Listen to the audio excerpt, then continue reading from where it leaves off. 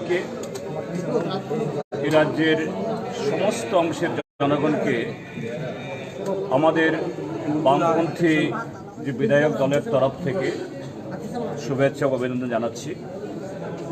আজকে আনুষ্ঠানিকভাবে সংবিধানের নামে শপথ গ্রহণ করে আমরা এই বিধায়ক হিসাবে দায়িত্ব গ্রহণ করেছি। আমাদের কাজ হবে আগামী 5টা বছর যে সংবিধানের নামে আমরা শপথ গ্রহণ করেছি, এই সংবিধান আমাদের দেশের তথা রাজ্যের জনগণকে যে অধিকার দিয়েছে, তার বাক স্বাধীনতা, প্রতিবাদ করার অধিকার, অন্যায়ের বিরুদ্ধে দাঁড়ানোর অধিকার, এবং সংবিধান আরও নানাভাবে প্রত্যেকটা নাগরিককে যে গ্যারান্টি দিয়েছে, যা আমাদের রাজ্যের মধ্যে আজকে এই সময়েতে আমি এগুলি বলবো না, কিন্তু এগুলি এই রাজ্যের মানুষ সবটা ঠিক সমানভাবে ভোগ করতে পারছে না। এটা রক্ষার জন্য আমরা 11 জন সদস্য হলেও সিপিআইএম তথা বামফ্রন্টের এই রাজ্যের 40 লক্ষ মানুষের প্রতিনিধি হয়ে আমরা আমাদের দায়িত্ব আমরা পালন করব। সেখানে শাসক দল বা প্রশাসনের তাদের যে কোনো ভালো কাজের যেমন আমরা সহযোগিতা করব, এই রাজ্যের উন্নয়নে আমাদের বর্তমান যারা শাসক দল রাজনৈতিক দিক থেকে বিরোধী হলেও রাজ্যের স্বার্থে, দেশের স্বার্থে তাদের সমস্ত ভালো কাজের তার গঠনমূলকভাবে আমাদের সাধ্যের বাইরে দাঁড়িয়ে আমরা সহযোগিতা করব।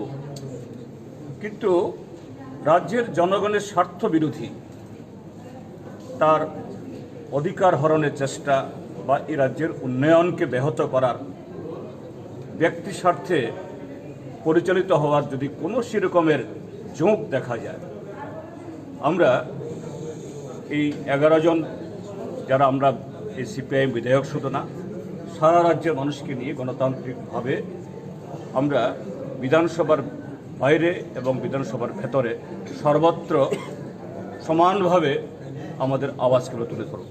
স্যার, কিছুদিনের মধ্যেই বাজেট সেশন শুরু হতে চলেছে, মূলত কি মনে হচ্ছে কোন বিষয়টা ইস্যু হলে ভালো এবং কোন বিষয়ে নজর দিলে ভালো? হ্যাঁ, আমরা তো চাইব যে প্রথমত হলো যে প্রত্যেকটা নির্বাচনেই যারা নির্বাচিত হয়ে আসেন বা যারা নির্বাচিত হন তারা জনগণের সামনে একটা প্রতিশ্রুতি রাখেন।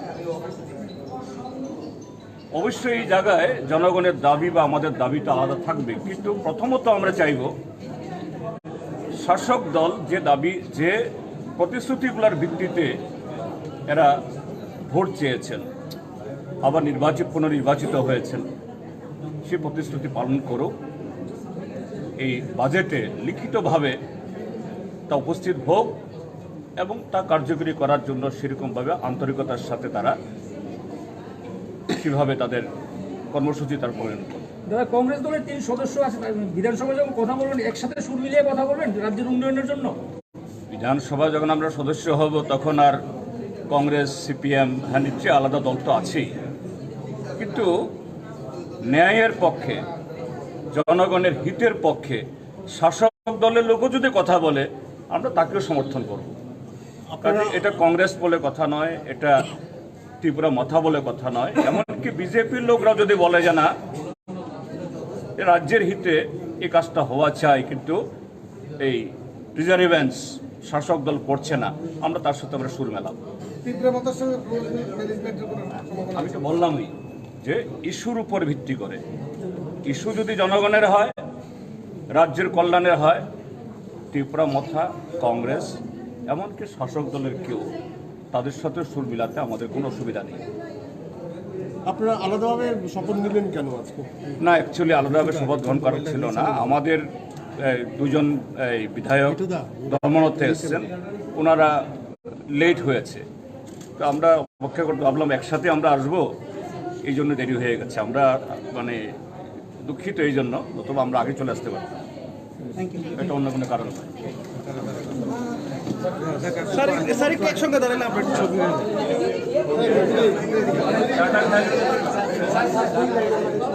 এদিকে